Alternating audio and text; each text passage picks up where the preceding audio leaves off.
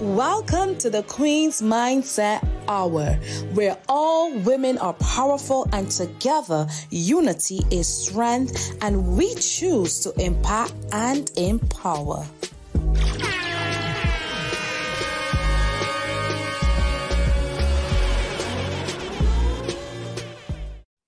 Welcome back to Queen's Mindset. If this is your first time joining us, welcome.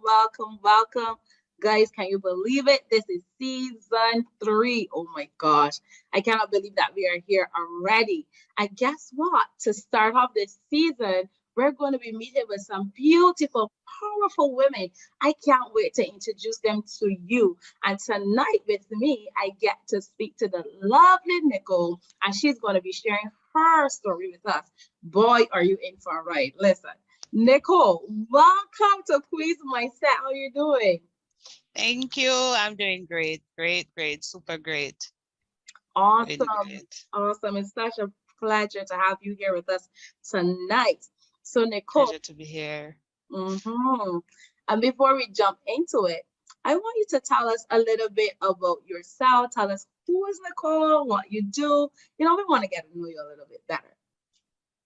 Okay, so I am mommy, mother of 5 biological children and 1 bonus son.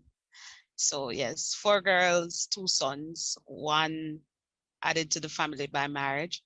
I am married to Ian. This year will be 11 years. It's almost unbelievable.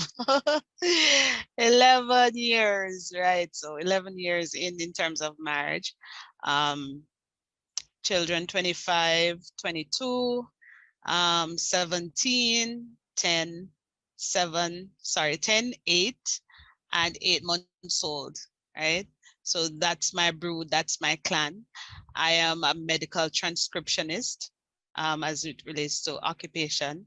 I am now an author, a wife coach, a speaker as well. So many other things. I'm an ordained minister. All of these things that I do that I've accumulated over time as I've journeyed. Been a Christian now for this year will be 25 years that I've been walking with the Lord, the best decision I've made yet, right? So 25 years serving the Lord, and it has been life. And life has its ups and its downs, and it swings in so many different directions. But I'm super, super grateful to be here now and still standing. It's a privilege to be here, to be able to share with you guys. I'm privileged. Wow. Listen, Nicole, you do so many things. I'm like, wow. How did she find the time to do all of those stuff? Listen, guys, if you are now joining us, make sure, if you have not done it already, subscribe to this channel. Make sure you have those notifications on so that you are kept abreast whenever we drop a new video. And also, comment down below because we want to hear your comments, send us some likes and everything. We want to know that you're in on this conversation with us. So back to you, Nicole. How do you find the time to do all of those things? I don't get a lot of sleep. That's the first thing. So even though it's highly recommended, I don't sleep a lot. I try to make the very best use of my time. Sometimes because I'm one of those persons who is working hard at moving away from perfectionism. Right? It's something that I've used as a crutch for many years. And so I'm working hard at moving away from that. Outside of that, I'm always trying to dot my I's and cross all my T's. And so you learn as you grow in so many ways that it's okay not to be perfect. And so I don't know how to allow some things to slide to make up for other stuff, and that there's no real balance, but that you just make the most of each moment as it comes. You try your very best to prioritize what's important to you. So we ensure that the things that are key, that are important, comes in order of what is closest and dearest to what the vision for my life is. So whilst I don't always get it right, and the truth is I don't always get to please everybody. I don't get to show up everywhere. I try as best as possible to stay as close to the vision that the Lord has given for my life as possible. Wow, that's important.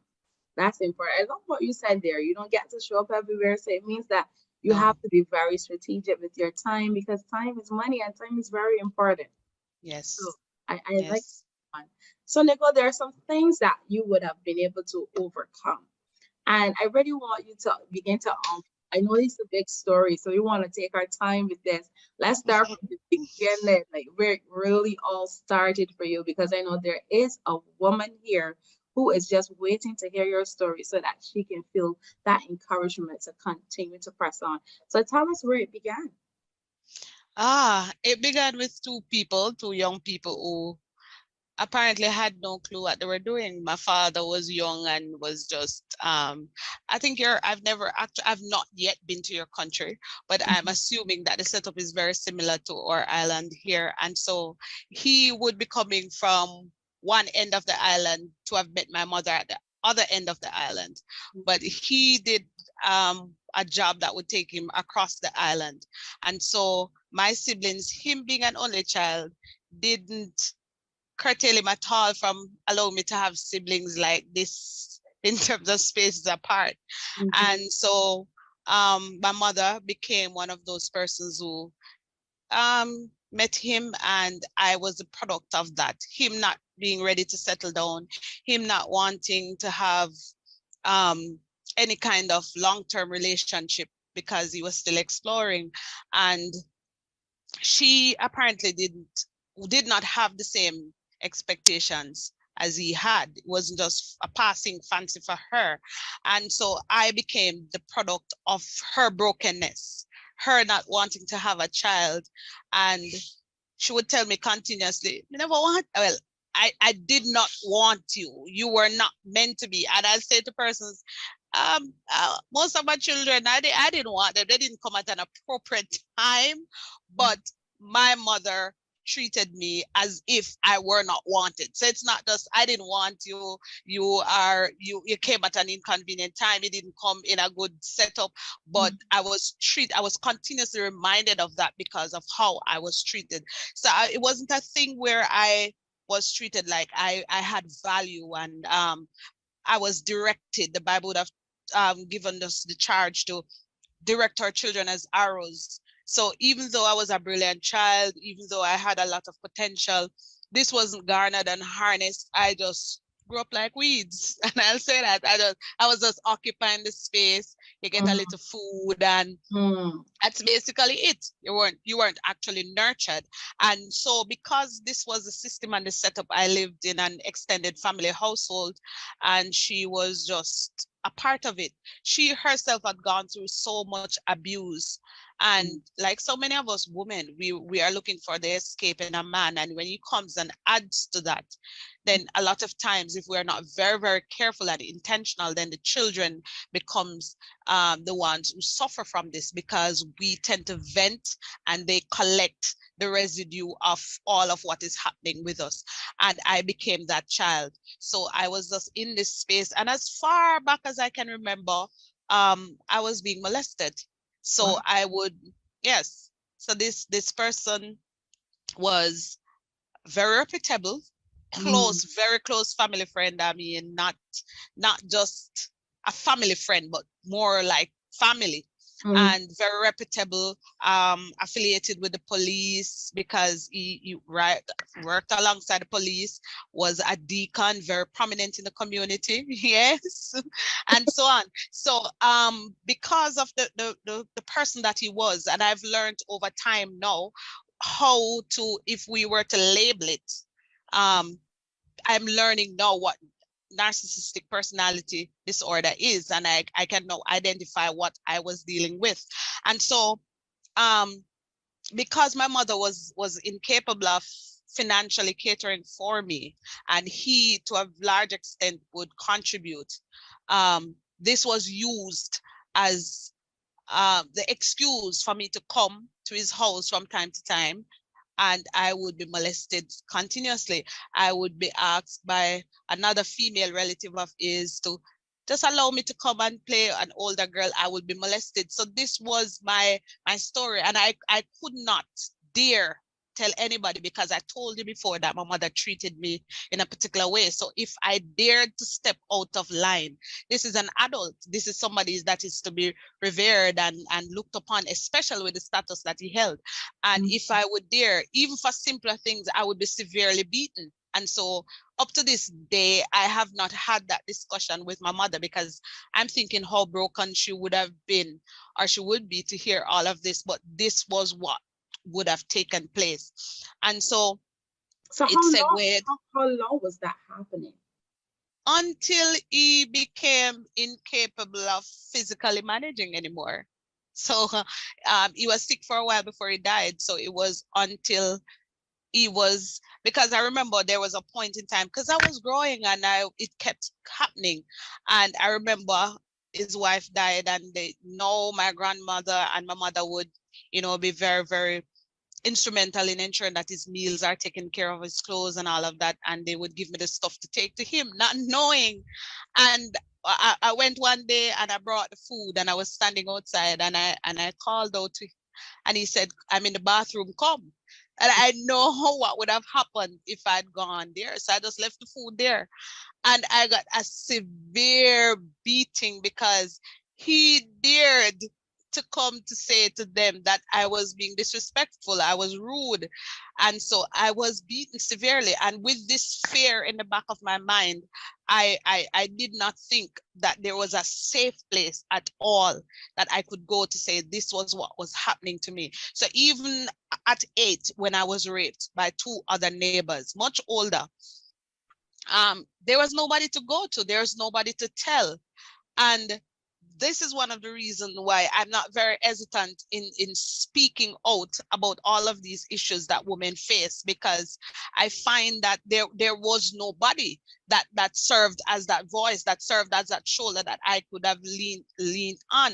And so I now want to be that voice. I want to be the shoulder. I have 4 girls. How do I not be the voice of a woman that is a girl that is broken and residing in a woman's body? How can I step away from such a role? And so that's why I take on this role with such passion. And then there was nobody. Mhm. Later, my mother had to go out, and there became 4 of us now. No father. Still, it wasn't just my father that was absent.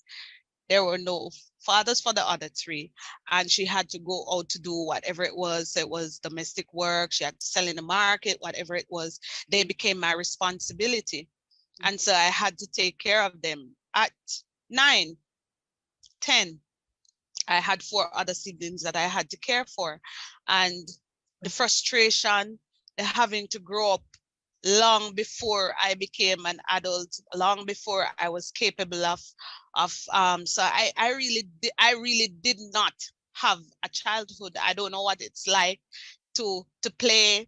I even when I would be at school and it would be time to play, I would go off into a corner, tell them that I'm not feeling well, because I didn't know how to be a child. And so I'll be taking care of them continuously, just giving them crackers and butter every day because I couldn't prepare an actual meal, but Yeah. they were my responsibility. And then with all of the pressures of life, all of the failed relationships, all of the struggles that she would be facing, my mother suffered a nervous breakdown. Wow. And not only now are my siblings my responsibility, my mother is my responsibility. I am now just entered high school. What Mm. do I do? How do I fill these prescriptions? How do I ensure that she eats? How do Mhm. I ensure that they are taken care of? How do I do this? And so my answer came in the form of a man that was 12 years my senior. Um, a married man, his wife was away, moved into the community, and he became my solution. And Wow. with this solution came the flip side. I was introduced to the dancehall culture. I was introduced to different types of drugs. I was introduced to alcohol.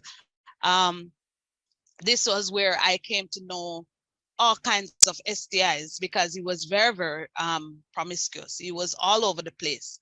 And Mm. so a lot of STIs, things that I didn't even understand. I know that um, I can be very graphic, but I'm not going to go all the way. But I would, you as a little girl, 16 going on 17, 15, thereabout, you're just knowing that you're starting to smell a little way. You're seeing all of these signs, and you're wondering what is happening with you, and then recognizing that these are all, to the degree where today there are some damages that were caused that could not have been avoided because I didn't know any better. Mm-hmm. And so that was it for me. The beatings, the abuse in so many different ways. Wow. That was it. And but this is what I had to do. This is what I felt compelled to do. I knew nothing else. I would be dressed in my uniform because by then, when my mother would come around, she would not be able to send all of us to school. So it's probably 3 days for me or 2 days for me, and the other allowing the others to go for another 2 or 3 days. Mm-hmm. And so I would be going to school, wanting to go to school. I've always wanted to study. I've always wanted to be either a lawyer or a psychologist. This was always my dreams. I wanted to study. I love school. And I would be dressed in my uniform, and I'd stop at this man's house, pull up my uniform, pull down my panties, do what I had to do, collected what I needed to collect, and go off to school. And this was the story of my life for about 4 years. 4 years Wow. until I barely managed, scraped through high school, didn't get a chance to graduate because I did not go to the classes enough to accumulate the Mm-hmm. grades and everything that were necessary. And so I didn't get to graduate high school. Um, got into a program and started to work for the very bare minimum, but I was Mm-hmm. still be able now to take care of things a little better without having to do this. But the escape usually is that it's not just that you are physically entangled. There are the emotions. This is the first man for me. He represented the father I never had. He represented the love. So despite he would be beating me in 1 minute, he would be the only person telling me I love you in the next. I would not get a I love you from my father because I wouldn't see him. Like, I'd probably see him on the street when he came to Jamaica, Mm-hmm. and I'd probably not see him until another 5 years or so. So there was no I love you there. There was no I love you from a mother. And this was a person. So despite all of that, what was happening, this is how. And what I found is that, just to segue a little bit, what I found is that we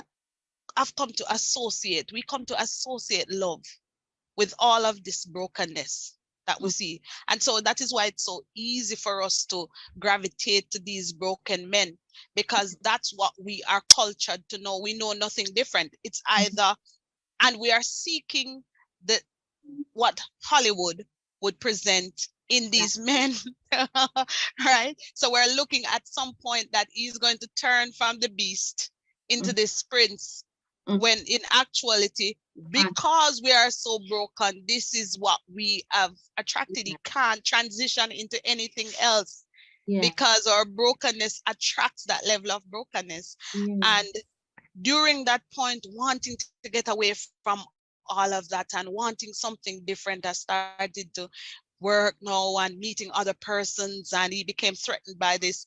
But I went out with some friends one night and wanting to go home. So as might be the similar setup, I came from the countryside of Mm-hmm. Jamaica, but I was now in the town, not a very street smart girl. So waiting on a bus to go home, and Mm-hmm. somebody drove up and offered me a ride. Of course, very, very trusting. Yeah. Everybody's a good person, so I took the ride. We Mm. were driving along. I don't know the town, no, and nothing about the town. Before you knew it, I was on a beach.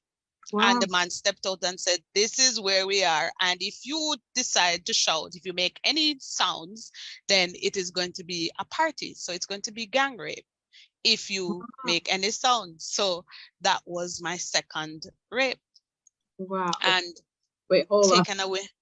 Wait, hold on a minute. That's a little- so the guy who lived in your neighborhood who had recently came in and moved in, he was 12 years older than you were. How old were Yes, you at that time? 16.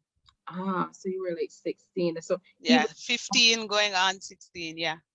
so he was the one who was telling you that he loved you and then at the same time beating you. Wow. So I didn't have any clothes, I didn't have any shoes. So if I got a new top, if I got a pair of shoes, it was Yeah. this man buying it. It He was did. this man giving me, if I were to get $100, it would be coming from this man. There was nobody else. So despite in 1 minute I have a black eye as a little girl, Yeah. this is the person who still provides. This is the person, if I turn up at his house and there's another woman in his bed, Uh-huh. this will still be. So despite the brokenness, despite the hurt, despite the pain, I still cling to this person because he's the only person that I'm identifying love with. And Mm, I would have already be cultured to know that love is associated with abandonment and rejection and mm, hurt and pain. So naturally, I wouldn't be running away from this. Yes, it hurts, but yeah. what other alternative was there? And so Mm. So I why did he beat you? What was his reason for beating you? um first and foremost, I wanted more. I Mm, wanted him for myself. I wanted not mm, to turn up at his house and see somebody else in the house that I would just have mm-hmm, cleaned, the bed that I would just have.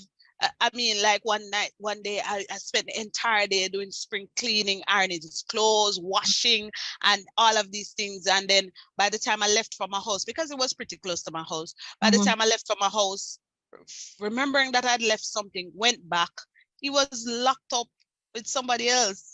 I Wow. mean, I was a little girl, Yeah, 16, yeah. 17, and Mm-hmm. this, and all of this. And I turned up the other morning to complete what I did not finish the day before because Wow. I wanted to escape from my house anyway.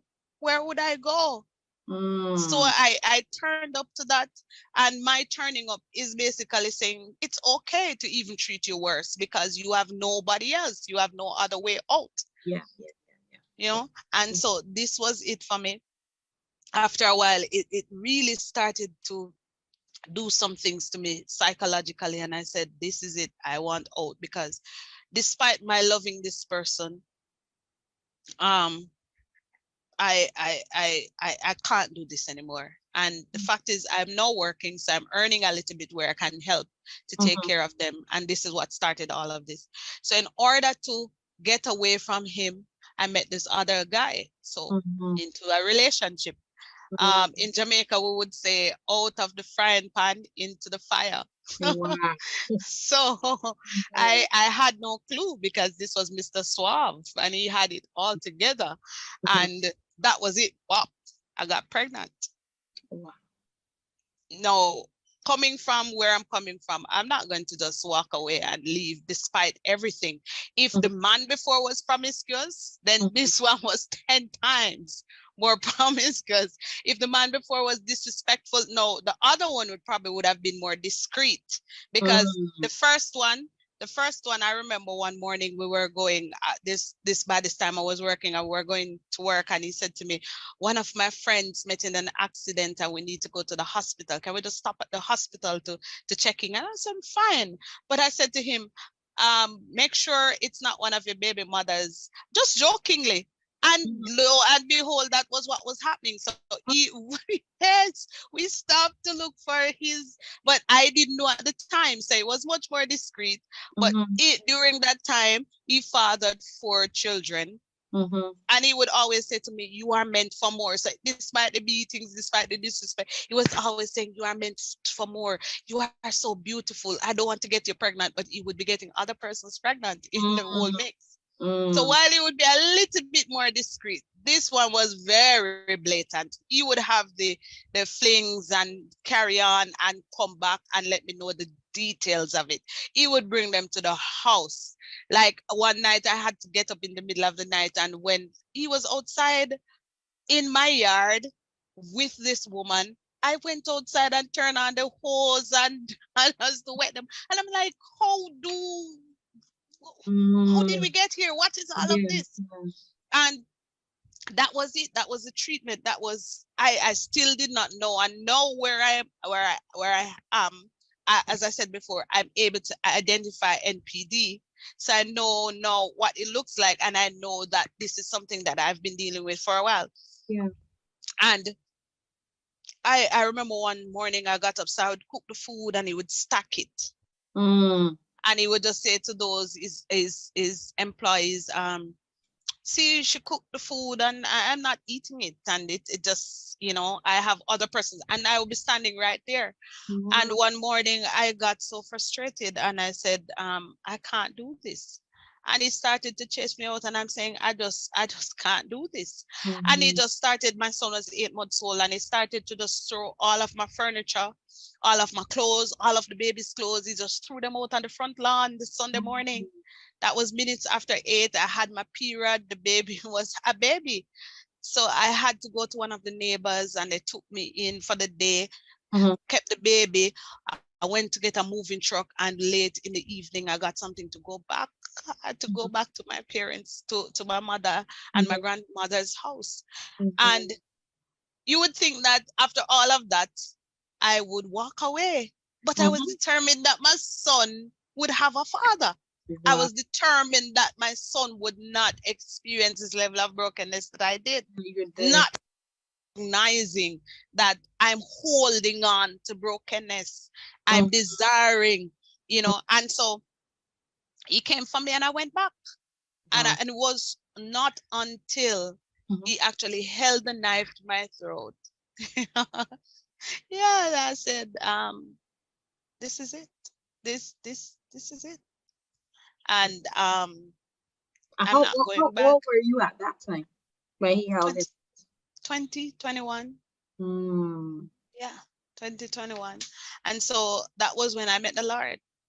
That was when I walked away. So when I got saved, I hadn't gone to church in probably about 5 years. I just know that I felt this Mhm. thing that I had been feeling because the Holy Spirit came when I was probably about 6. I asked my mommy, can I be baptized? She said no. Mhm. And just before I met the man before, Mhm. I got the Holy Spirit came again and they said no. Wow. And it came again. Lord is so absolutely merciful that Lord, and look, 7-year intervals, the Lord came again when I was 21. Mhm. And nobody told me, I don't know if you were told that all of this suffering, challenges, struggles were a natural part of Christian life. No. Mhm. I thought meeting Jesus was no my escape. Mhm. And I'm just now Easy going to peasy. be, everything would come together. Yeah. Everything would just fall into place. Mhm. But no, with all of my brokenness and everything again, I met a young man in the church, Mhm. got pregnant Wow. in a few months after getting baptized. I got pregnant, and that was hard because I met Christ and I was so very passionate. I was so very zealous, and everybody knew me. Know the transition from where I'm coming from, this dancehall girl, this little skimpy clothes and all of these things. I was saved. Like Mhm. I was seriously saved, and all of this, and like I said to somebody the other day, I didn't know that Satan had his foot out and just was waiting to trip me up. He Wow. was just waiting and saying like, no, you're moving too fast, you're going too hard. And Mhm. here it was in the middle of all of this, and I lost my job where I wasn't able to pay my bills, and so I I had to move from where I live because I did not want to be the girl who got married because I got pregnant in church. Mhm. And so I kept saying to the leaders, no, please, Mhm. allow me some time to rebuild my relationship with the Lord. Allow me some time, and it wasn't something that went down very well. Wow. The young So man he took he back the was a ring. leader as well. He was a leader in the. We were both active in church. I was a part of the choir, and he was there long before, so he was more involved in other things. So whilst Mhm. I was asked to not participate in everything, he got to hold his offices. Yes, Yeah. yes, because of course I was the one who was coming.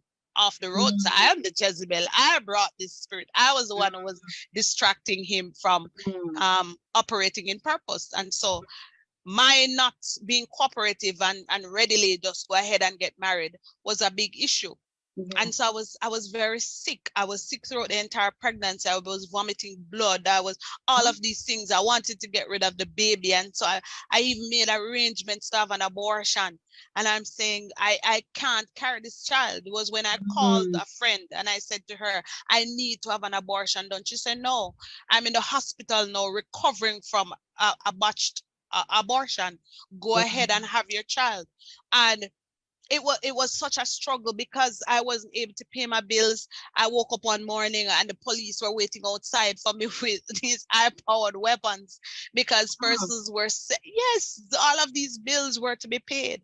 And mm-hmm, I got notice from where I lived, and the young man just stopped assisting with any bill at all. So I had to again go back. mm, I had to again go back home. mm-hmm, Went back home when I was 8 months pregnant, still not wanting to get married. So he took the ring. We had actually, gone ahead with the engagement and saying, okay, at a later time, as we get to know each other better, as yeah, things yeah. progress, he took the ring and got married to somebody else in the church. And Wow. that was yes. So that was another thing that I had to sit there and Mm-hmm, deal with every single day. And so he refused to take care of us. My son had to drop out of school. Remember, I'd lost my job, so there was no income. When I had my period, I had to, because we would still take formula and diaper for my daughter. So I mm-hmm, had to use her diapers when I had my period. If I'm going on the road, if I'm staying around the house, I'd use like old clothes, and it got really, really rough. wow. Got really rough. And so I'd leave the house and I would go to church and just lie down in the prayer room. I would just lie down in the prayer room and I would just lie down the entire day, and then I'd go back home in the evening. And I Mm-hmm, remember before I even had the baby, I remember one Sunday morning before I went back to my mother's house, mm-hmm, I went to a church that was close to where I was living. mm-hmm, And my son and I were there, and I was so hungry. I was pregnant. I was 5 months pregnant. mm-hmm, I was so hungry. And I left the church because I knew if I left where I was living and I went into the town, I could mm-hmm, get something to eat from somebody that I knew there. mm-hmm, And so I found some coins, mm-hmm, enough to pay my taxi fare. I went into the town and I was walking down to where the lady lived.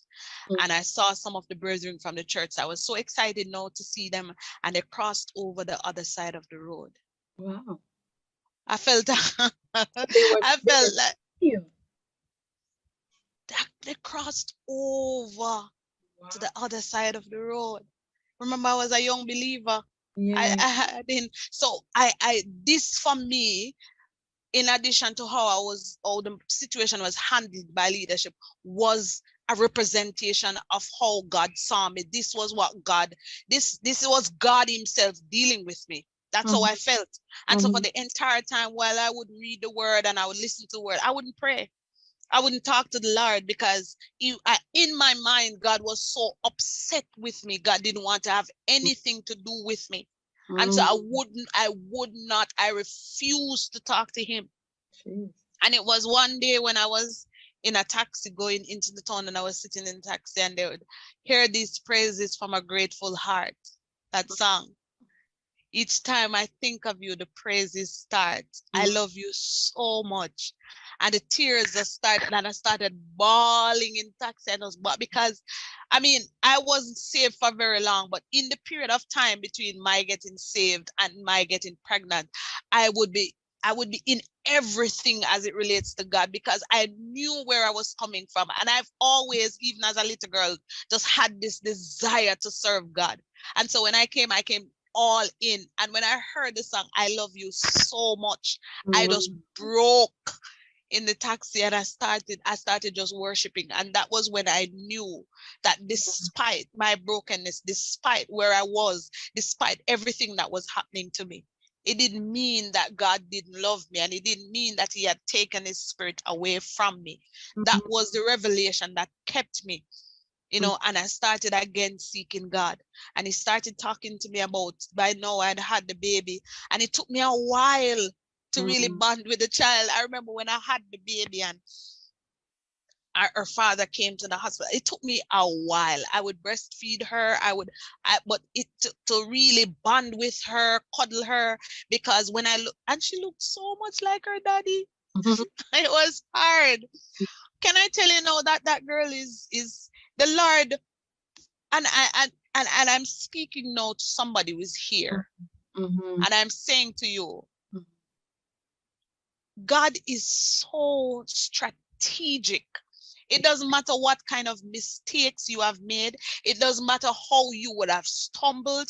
It doesn't matter how you feel as if you're at the end of it.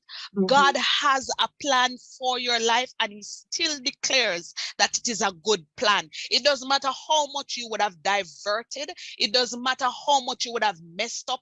God still declares that the plan that he has for your life is a good plan. Amen. And I'm telling you that that little girl that I wanted to have aborted, she will be 22 in July. And that little girl, when she came to the end of primary school, I got a call from the Prime Minister's office to say that they will be taking care of her schooling up to the end of high school. I did not pay $1 for her to go to school. Uniform, books, tuition, every single thing. And that same little girl, and I'm not speaking to somebody now who believes that you're at the end of it. Where God is infinite, he is the end and the beginning. There is no end to you. There is no end to your situation. All things work together for your good. And just before she completed high school, again, she got a scholarship. Wow. And she's now in her 3rd year of medical school at the University of the West Indies. God. Wow. Wow. This is the baby that I was going to give up. This is the baby that I could not see any way out. This is the baby that I cried tears over this pregnancy night and day. I refused to eat because I wanted the baby to die. I did all kinds of things to create accidents to just not say okay to an actual abortion, but to get rid of this unwanted thing inside of me. Not And knowing. this not knowing that I was simply a vessel. Yeah. And even in the brokenness, even in the hurt, even in the pain, even you getting pregnant for a married man, even you getting pregnant by your father, Wow. it is still that God has a plan for your life. I'm saying this to you who are watching, that you are not beyond the reach of God's grace. There is absolutely, ask the question, is there anything too hard for the Lord? And whatever it is that you are going through that seems so impossible, it seems as if you are in the darkest phase of your life, God still has a good plan for you. Amen. Still has. And my son and my daughter, we went through so much because the Lord would have told me, move away from the family house. He said, I am not able to bless you and your children the way I want to bless you. Wow. I want you to move away and build a heritage for you and these 2 children. Building a heritage. And sometimes when God gives you a word, you're thinking that, yes, this is it. Breakthrough has come. This is my time of jubilee. No. I entered. It's like you're entering into the promised land, but there are giants. Yes. Come on now. Come on. You enter into the promised land, but there is where you will have to go in and do the work. You will have to cut down. And some of us, a lot of us, why we go through what we're going through, we are gatekeepers. We are gatekeepers for the next generation. We are not called to fit in. We're not called to become just another person that is raised up in the generation. We are called to defeat the giants Yeah. that our grandmothers, our great grandmothers, our mothers, those things that they could not conquer. And Mm, even today, I made a post on social, and I said, I have to stand. I remain standing so that my mm, children will have a shoulder to stand on as that, they reach for the stars. yes. Yes. So it and like I said to a lady the other day, and she was becoming very, very frustrated with the process. And I'm saying, I Mm, understand why you're frustrated, because you are not understanding your assignment. And mm, some of us are just called to crack the door open and yeah. hold it open and allow generations to pass through. Right. And when you understand that it doesn't start and end with you, that Mm, you are called to run one leg of the race, that yeah. you will run it with so much zeal and passion and ensure that that which you are called to do, you do it with so much fire Mm, to ensure that they that come after you that's right. would have understood that there's a legacy Yeah. on which they can tap into. Mm-hmm. And Mm, so it is with that in mind. And as I looked at one of your questions there, I'm saying, what allowed you to come? It was that, it was my children. It was the children that I didn't want. It was the children who came in this kind of circumstance that allowed me to push to not want to go back to mm-hmm. where I'm coming from, to live a life, an exemplary life, to be saved and not allow a man to come to my gate for 12 years. They didn't know any man. For 12 years, I remained single. And we would sit down with that little money that I would be earning. I would sit, my son, my daughter, we sit in the middle of the bed, and we Mm-hmm. had a list. And one would have the money, one would have the list, and we'd be ticking off. This is for the light bill, this is for the water, this is for groceries, would be very last. Wow. I did not allow them to stay home from school Mm, because I did not get an education. The education that I wanted. So even if they were sick, I would medicate them and say, go to school, be sick at school, but mm, you're not staying home. And there were mm-hmm. some things that I would say to them. I would say to them, even my daughter that is now studying medicine, when Mm-hmm. I would take her books and I would write Mm-hmm. Gabriel A. Bent. I would write Dr. Gabriel A. Bent. I would be Mm, speaking to my son, and I would say to my son, speak properly, stand up with your shoulders straight, because someday you'll be doing interviews. Someday you'll mm, be your signature will be an autograph. Then you need to conduct yourself in a ah, particular way. mhm. And Yeah. even when persons ask, because we were living in the inner city, I had to move in order to afford living conditions. I Mm, had to move to an inner city community. And when we went in, somebody said to me, your son is going to become a part of the system. In no time than this, he's going to be in all of the. And I say, I have my own system. come I on have now. my I have Yeah. my own system, and Mm-hmm. there's absolutely no way. And the child that I could not send to school, when he left high school, he left with 8 subjects as a head boy, Mm-hmm. moved on to another traditional high school, Mm-hmm. came several times in the local newspaper, Mm-hmm. came out with another 5 A-level subjects, went on to university, and graduated as the first male in our family to have graduated from university. Wow. That's history. Come on. And I'm saying, where I started where I had one panty. And Mm-hmm. when I came home from school, I had to wash it. And if you know the fridge, the refrigerators that had the thing at the back. Yeah. Yeah. So by the time I got up in the morning, it was still wet. And I had to put it on to go because there was just one. And Mm-hmm. some persons ask now that you always dressed up, your children are, yes, because there was a point in time You. when we could only change clothes on if somebody wore their clothes and passed it on to us. Mm-hmm. That was the only way we could wear. Yeah. I would be in my house and somebody came, and this was it. Somebody would come. How many times we're there and the water gets disconnected, the lights gets disconnected.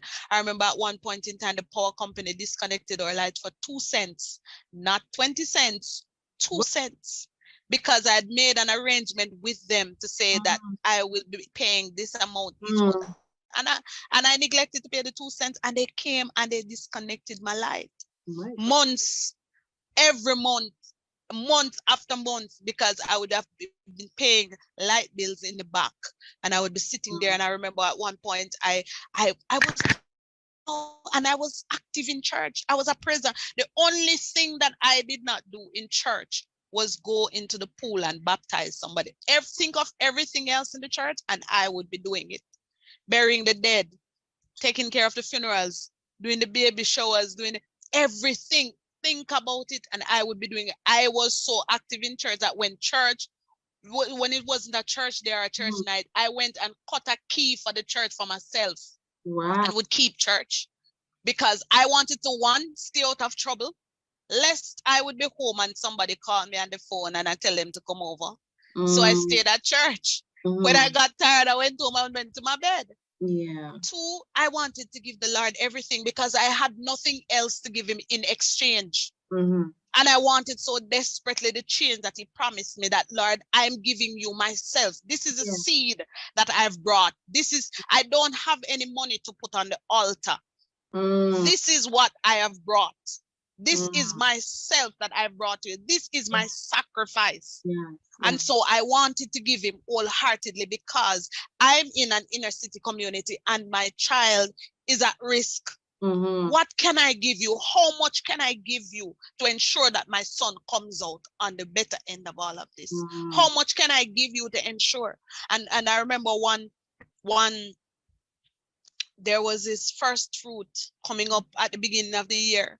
And I went to the credit union and I borrowed $25,000. At that time, $25,000 was a whole lot of money.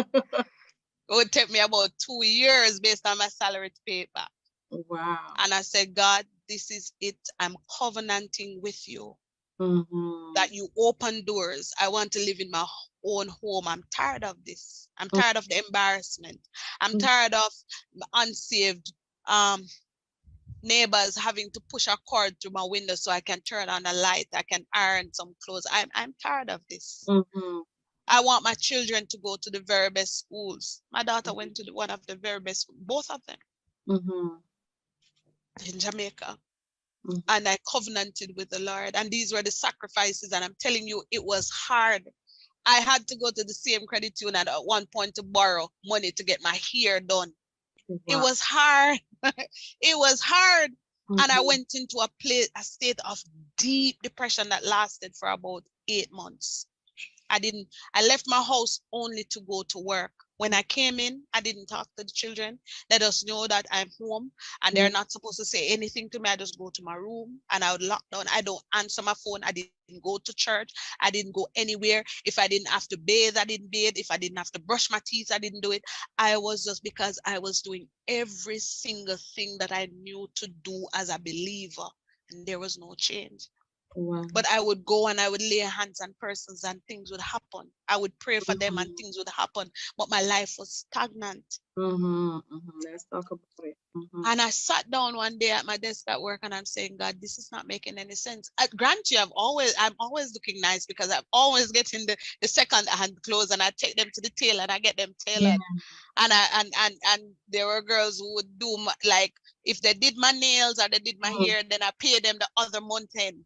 But I'm always, a person's taking for granted that I'm always well. Like this young lady who came home from church with me one night saying she's coming to raid my closet.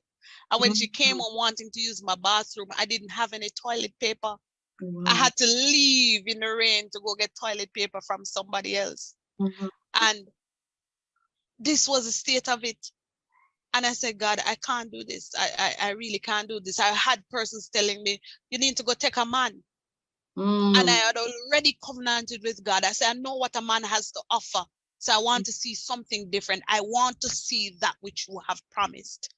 But this is taking a toll on me. This is not looking good in the face of my children, that you are the God that I'm serving. But this is it, Christmas, and we're having porridge. Sitting down, the three of us on the floor in the house, and we're having porridge for Christmas. This is not looking good. And I sat at the desk and I said, God.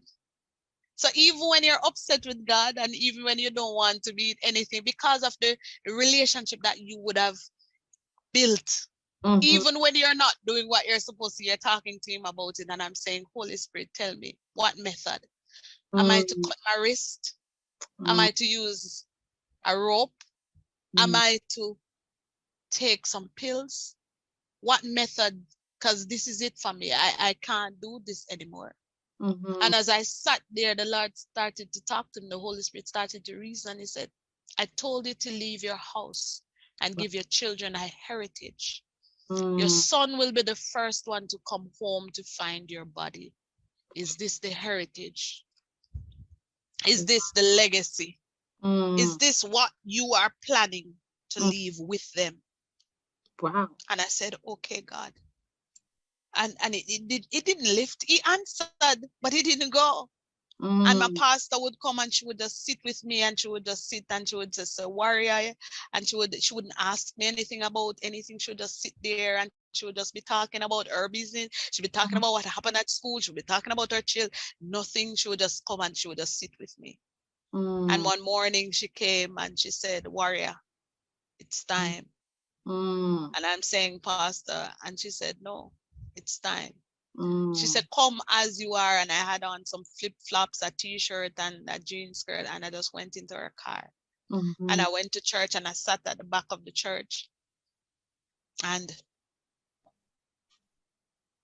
I don't normally sit at the back of the church. I'm Mm-hmm. one of those persons that is continuously running. And I Mm-hmm. was sitting there and I had my head down. And the Lord said to me, to whom much is given, much is required. And I sat there and I started to cry. Because I mean, like, how much more are you requiring? Mm-hmm. Mm-hmm. You've told me things like, don't even choose your friends. And I'm saying, God, you are overstepping your boundaries. This is just too much. Mm-hmm. How much are you requiring? When does it stop? And as I sat there, she preached and everything, and she made an altar call. And she said, Nicole, come. And I went to the altar. And while she was on the microphone, she said, the Lord said to tell you, to whom much is given, much is required. And she handed me the microphone and she said, the Lord says you are to pray for yourself Wow. because your deliverance is in you. Mm. And I took that mic and I laid down on the altar and I prayed myself through that 8 months of depression. Mm. Did I see it at the time? So many persons in the church were so upset with me because they tried to reach out and I could not explain No. until one Sunday morning when I came back to church and started becoming reintegrated again and everything. Mm-hmm. And I was leading praise and worship. And the Holy Spirit said to me, share your testimony. And I Wow. started to tell the church. Mm. And the entire church fell out on their faces just in the presence of the Lord, just bawling. At the moment, I couldn't have understood what the sacrifice was for. And Mm. I'm still speaking to somebody that is here today. Mm-hmm. That's You don't understand what the process, it's a process. yes. And truthfully, we don't understand. I went Mm-hmm. to a testimonial conference on Saturday, Mm-hmm. and I'm jumping a little bit, but just to say to somebody. Yes. And I was in the conference and I was set to testify, to share my story in the conference, all women. And I was set to tell them about the whole thing with my daughter and all of that. Mm-hmm. And the Lord, I saw this woman, a group of women walked in. Mm-hmm. And the Lord said, you are going to tell her your story.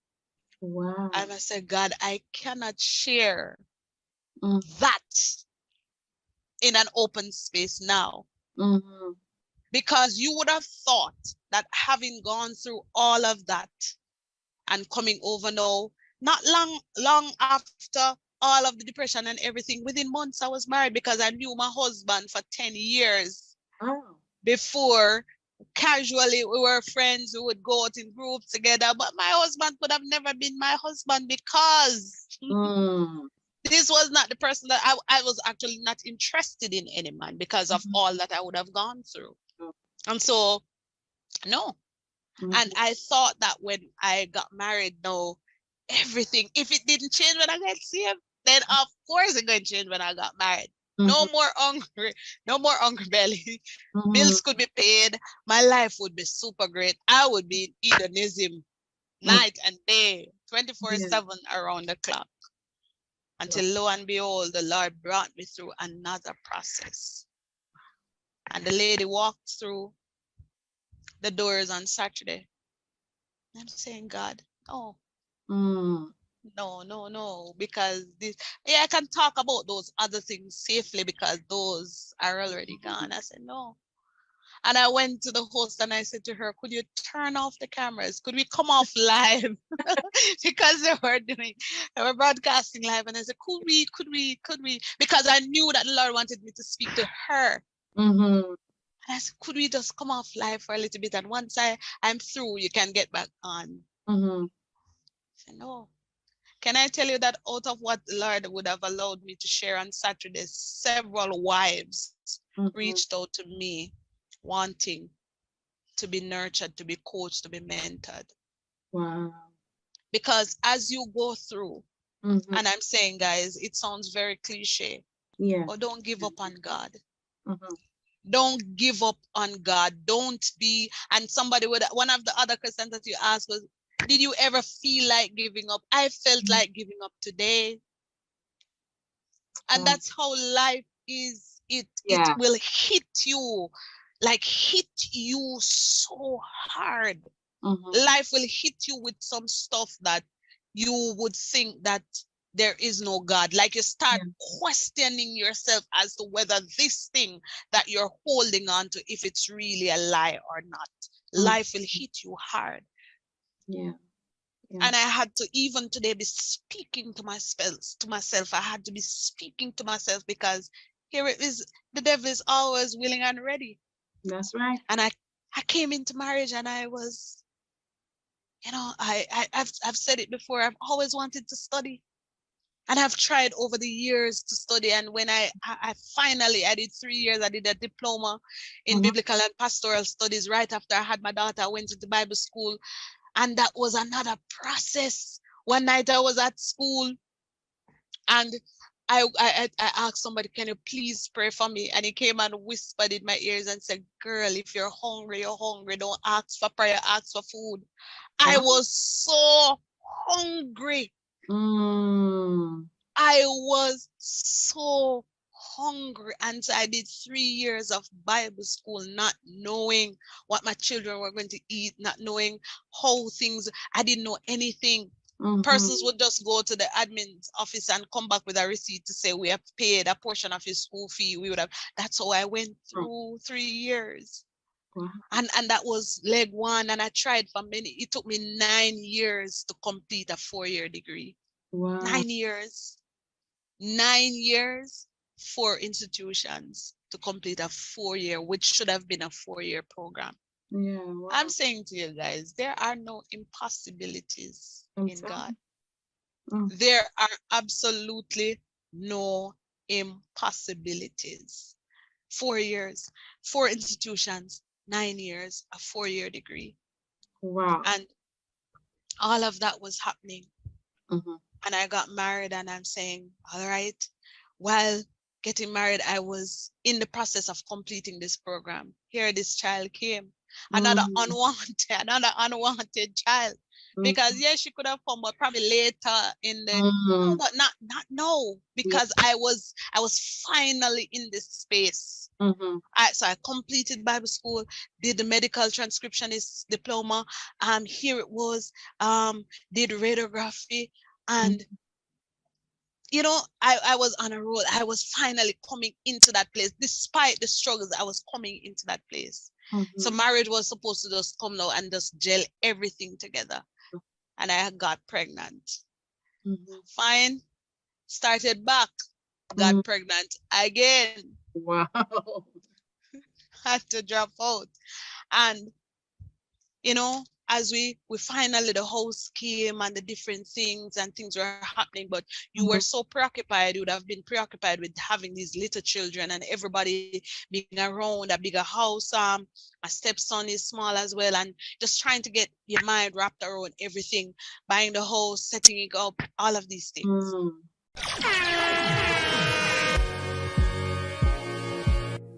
Thank you for tuning in to the Queen's Mindset Hour. I'm your girl Kimisha from Queen's Mindset, where all women are powerful, together unity is strength, and we choose to impact and empower.